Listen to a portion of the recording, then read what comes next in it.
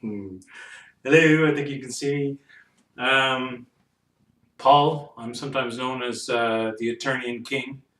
I make a king reference sometimes on the internet because I am the creator, the world's creator, of the Masters of the Universe chessboard. And this is it. You can see the stop motion video if you want, my other videos.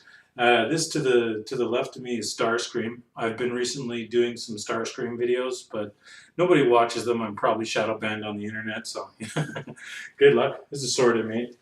I'm also wearing my Prince Adam pink shirt and a Filmation shirt that I bought from Tom Cook, who rules.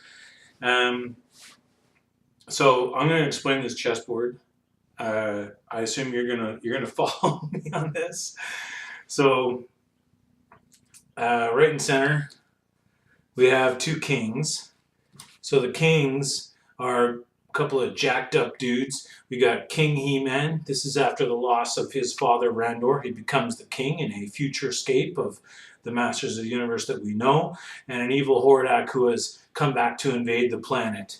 And that is respectively the red and blue kings on the chessboard. Next to them, and this is the only thing I'll ever take any flack on this chessboard, is that She-Ra, this is what I call blue She-Ra. Blue She-Ra is kind of my thing. She is working with the Horde, and she is working with the Great Weaver's Skeletor, who teaches her magic in my movie storyboards. It's a whole nother rant. And Tila, who's the queen to the king on the red side. So to a bit of a stretch, but if you can imagine She-Ra as the blue queen, then you can understand He-Man and She-Ra chess, which I have a Facebook page for. There they are. Now, I guess I'll cover 4 points. We have bishops. So we have Orko. This is a more recent form of Orko. I had to use some Lego and stuff to stand up. So Orko and Skeletor are King's Bishop. Come on, you guys. Normally they're magnetized, so they don't fall down. And okay, Queen's Bishops, we have Evelyn and Sorceress. I'm sure you can understand. They're great, magnificent power. And knights. For the knights, I kind of felt like it was important to have them pointing their guns up in the air so that you could distinguish them from other characters. So the ones with the guns in the air, these are the knights. So we have Man-at-Arms and Trapjaw, of course. And one of my favorites, Peekaboo and Catra. So Peekaboo, I love her. She's awesome. And so Queen's Knights, blue and red. This is a bit of a stretch, but if you can imagine, hold on, I want to do this so that you get a certain layout on the board, okay? This is Castaspella with a certain kind of a fire rod, and Frosta with the blue fan. So they represent fire and ice. Get it? These are my rooks.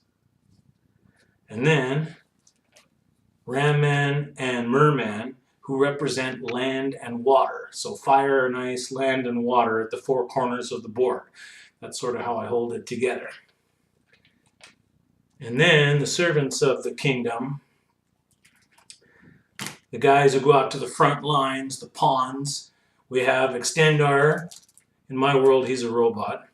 And the Horde robots. I had to make these guys work so that they don't fall apart when you punch them, because they were designed to do that. And then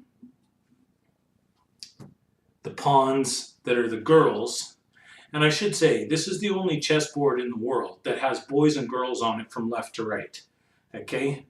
Like if you were to imagine me facing off with Starscream over there, it wouldn't be the boys against the girls. It would be the boys and girls, simply invaders of Eternia and the keepers of Eternia. That's how this works. Oh, I just want to play. So Perfuma and Mermista are there. I don't have all the shells for her, but if you want to sell me one, go ahead. I'll complete all 4. The little squirting shells are always cute, and the flower power, I love it. And I know you love it too. And what else can I show you?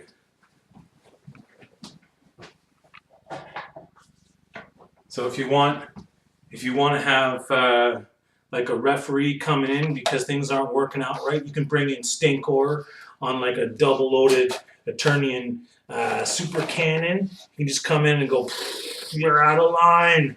You know, people don't move the cards right, and sometimes people don't quite get these pieces, but if you understand a few little knickknacks on the board, then it's no problem in just a couple minutes of playing and you get all the pieces. That's how it works. Dun, dun, dun.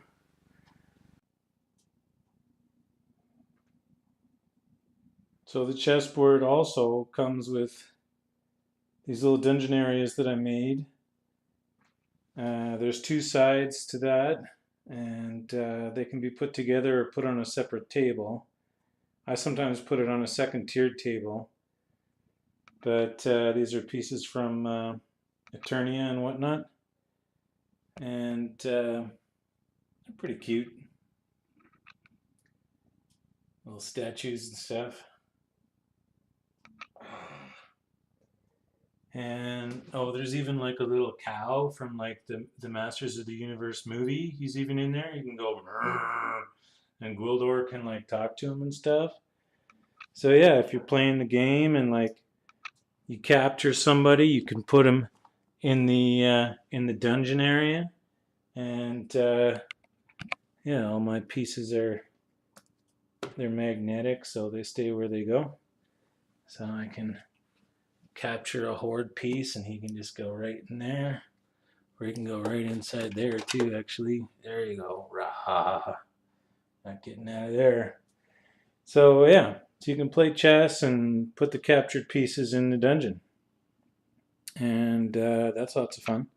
So I got like an Atom with a web store grappling hook gun, and then I've got like a fancy flying Adora there, and I've got a bird lady sorceress. She can stay or go, whatever she likes. Yeah, that's about it.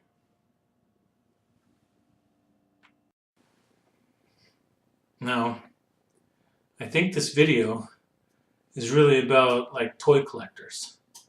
And I don't really consider myself a toy collector, and I want to be really honest about that. You know, I have bought a lot of toys. I bought hundreds of toys, and I did it all for stop motion animation. And you can see some of that. My biggest failed achievement is probably an attempt at making Gilbert and Sullivan's Pirates of Penzance, but I only got about 40 minutes of it done. It's pretty good. You can look for it on YouTube. In my searches for toys on the internet, and I'd go to, you know, the eBay, and I would buy toys. A lot of it I just got cheap because I just want to do some stop motion. But this thing, I'm going to show you, is the one thing that I bought. I never really show this to anybody, but it's the one thing I consider an actual collector's item. So if you're ready, I'm going to show you.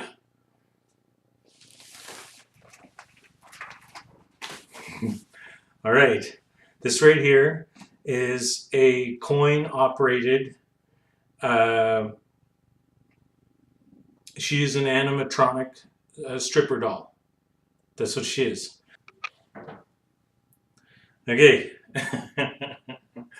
So I'm gonna. I got a coin and show you how she works.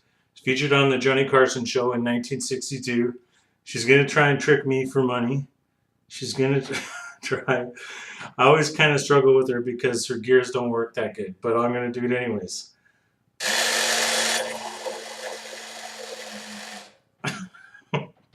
She's noisy, but she gives you a little tease. If you don't give her any money, then you press the button and she just gives you a tease, and she wants you to give her some money. Come on.